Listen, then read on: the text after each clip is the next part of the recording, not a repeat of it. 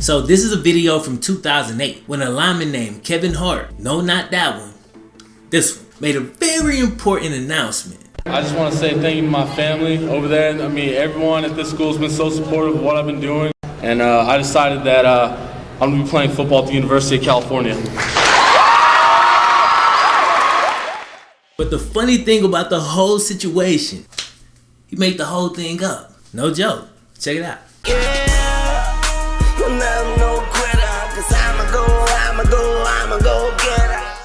So Kevin grew up in Oakley, California, less than 50 miles away from the University of Cal.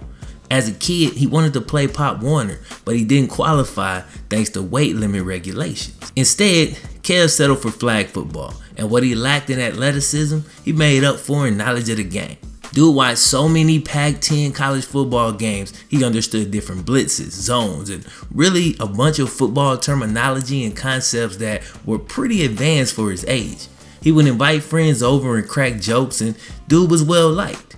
Then, something unfortunate happened. Kev lost his favorite aunt to cancer. She and Kev used to attend baseball games, and the loss really shook him up. Around this same time, Kev's family moved to the outskirts of Reno, where the cost of living was lower, to make finances stretch a little bit further. Financially, smart move, but the change of scenery, separation from his friends, coupled with the loss of his aunt, put Kev into a shell. As he started high school in a new place, he began really struggling with self-esteem, due in large part to his weight. Dude was already 300 pounds as a freshman, but he was finally able to fully suit up and play some football, so it wasn't all bad. With Kev's size and knowledge of the game, it was perfect. Well, not exactly. See, Kev was unbelievably slow, and despite his 300-pound frame, dude was said to have a bench press of less than 95 pounds. That's a weight that I was easily lifting as a skinny 7th grade basketball player. So as a 300-pound high school freshman, Kev was way behind the 8 ball. Kev's high school coach was beloved. He was a great guy, a great role model, and a terrible coach. This cat didn't even have a mandatory weight training program, which Kev desperately needed. Alright, despite the coach's great reputation in the community, the football team was trash every year. Fortunately, when Kev's sophomore season rolled around, the team hired a new coach. They brought in Mark Hodges, dude who came in with a pretty decent high school coaching pedigree, including 2 state titles as an assistant coach. The first time Coach Hodges saw Kev was playing baseball. At this point, dude 6'4", 325 pounds. And Coach Hodges tells his staff member, "Now that cat look like he can play some football.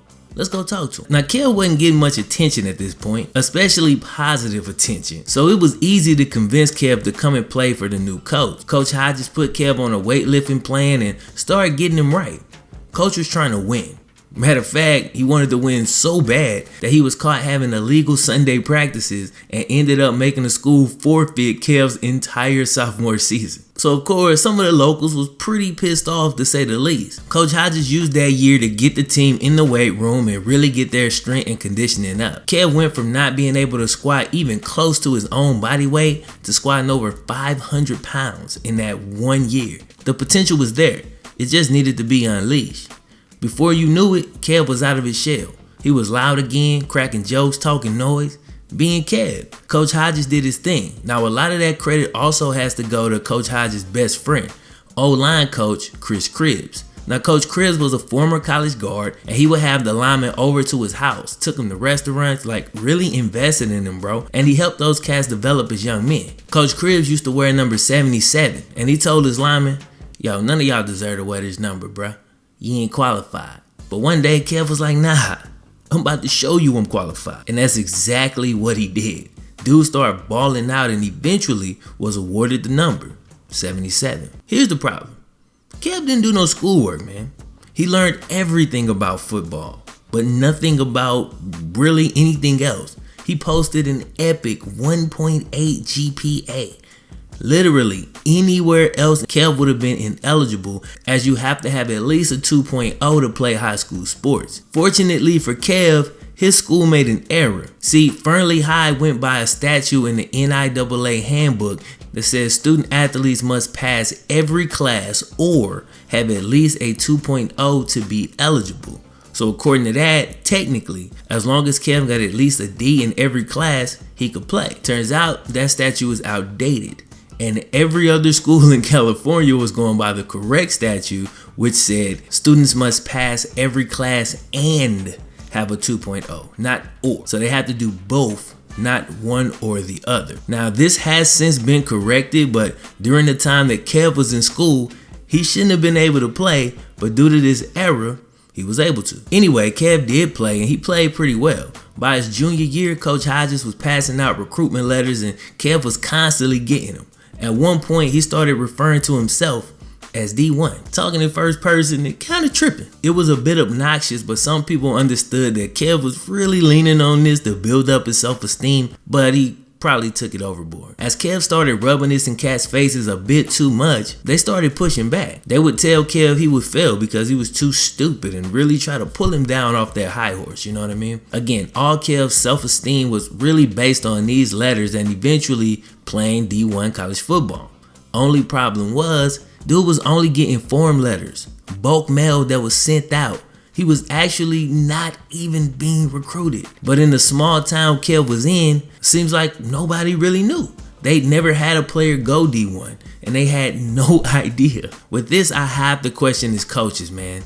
They worked at other high school programs, and if Hodges won 2 state titles as an assistant coach, I'm pretty sure some of those players had to get recruited to go D1. So he should know the difference between a form letter and a kid actually being recruited. Maybe he just made a mistake, or maybe he let it ride because it helped Kev's self-esteem.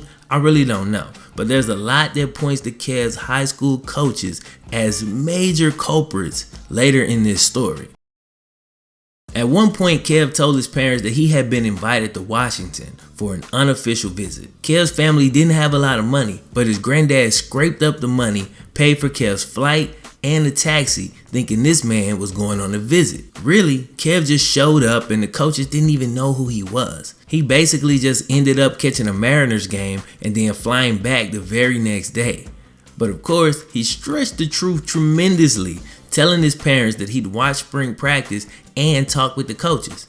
At this point, Kev was already in too deep. So a few weeks later, Kevin did actually attend a camp at Oregon, accompanied by his coach. According to reports, Kev pretty much got exposed as not the worst player ever, but not D1 caliber either, at least not at that point.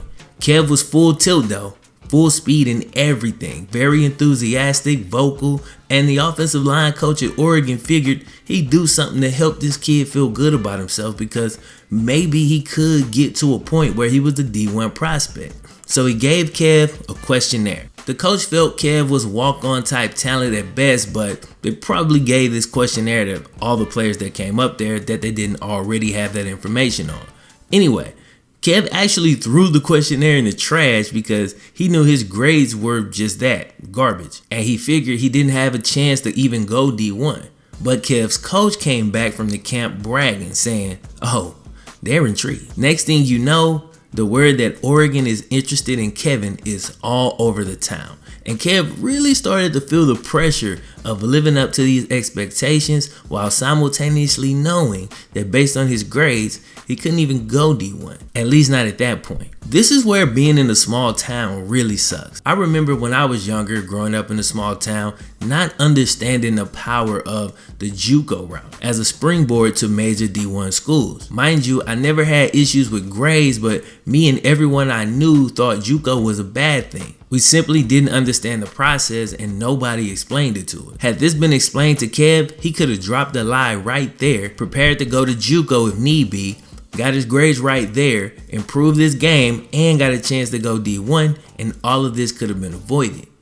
But nah, it didn't go like that. Kev continued to perpetuate the lie that D1 coaches was loving him at these camps. Man, I'm killing them up there, bro. They ain't never seen nothing like it. D1, baby. D1. He got interviewed by the newspaper, lied to them. Dude just kept sinking deeper and deeper into this fabrication. No in-home visit, no school visits. Nobody even asked these coaches to send film. Kev wasn't even registered for the NCAA clearinghouse. Red flag, mayday, mayday, abort, time the out. But his coaches continued to go along with it without raising any questions. Now Kev admits that he lied to the coaches and earned their trust and misled them. And he's right, he 100% did. But here's my issue with the coaches. Kev was never particularly good at any form of paperwork.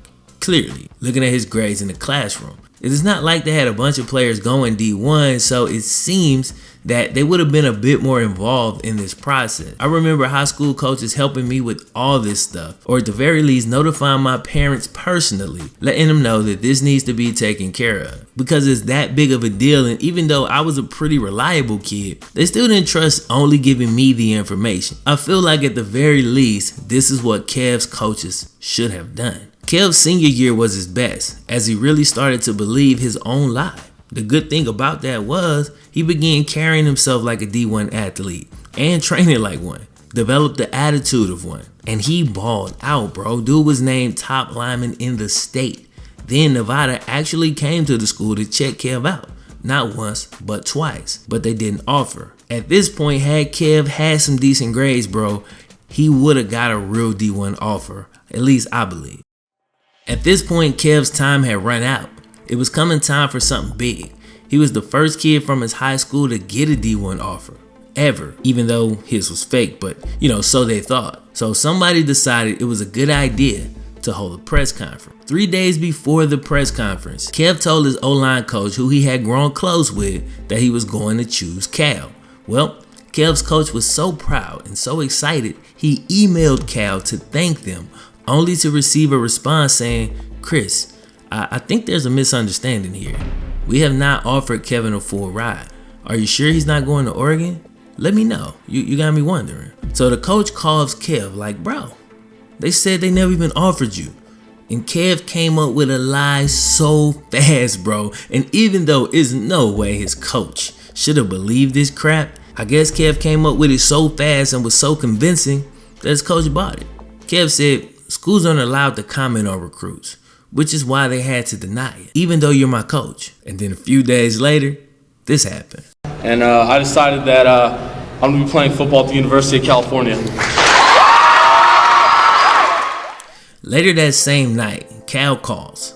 They inform Kev's coaches, once again, that there has never been a scholarship offer. So the coaches call up Kev to talk to him. And this dude is still lying about it, bro. The cat is persistent. He told them that he'd been duped by a middleman, a promoter he'd hired to contact schools and deal with coaches. He claimed the imposter had set him up and taken his money.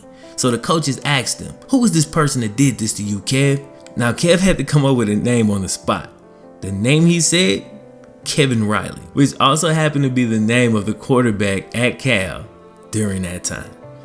Bro, this dude has a future in improv if nothing else. A few days later, humiliated and defeated, Kev finally admits that the last 10 months has been an elaborate hoax that he's pulled. This is where things get really dark for Kev. He had to go back to school where he was berated, embarrassed, and in the remaining football games, opposing fans even wore "I'm going to Cal" t-shirts, which is funny. It's a little harsh on the high school level, but yo, that's funny, come on. At this point, Kev was depressed. He was ready to give up football, stop working out, stop keeping up with his diet. He was a failure. But then, something happened. A cat named Merle Trueblood, who was an athletic director at a junior college, saw Kev's story on TV. Turns out the coach of that same JUCO had contacted Kev's school well before any of this Cal nonsense had even taken place. But at the time, Kev's coaches thought he was looking at offers from Cal and Oregon and all of these schools, so they didn't even respond to these JUCO offers. They assumed Kev wasn't interested. Although the smart thing would have been to answer the phone, maybe build a relationship with these guys so that even if Kev is going to Oregon or Cal or wherever, you can get some of your other players perhaps in these junior colleges so that they can continue to play ball, get a college education. That's the smart way to do it, but whatever. They ignored the calls. Okay. The athletic director at the JUCO tried to contact Kev's family, but they wouldn't answer the phone due to tons of prank calls and bad press, so he can't even get in contact with them. It was right around this time that Kev's coaches did began urging him to check out some junior colleges, so they hadn't completely given up on him.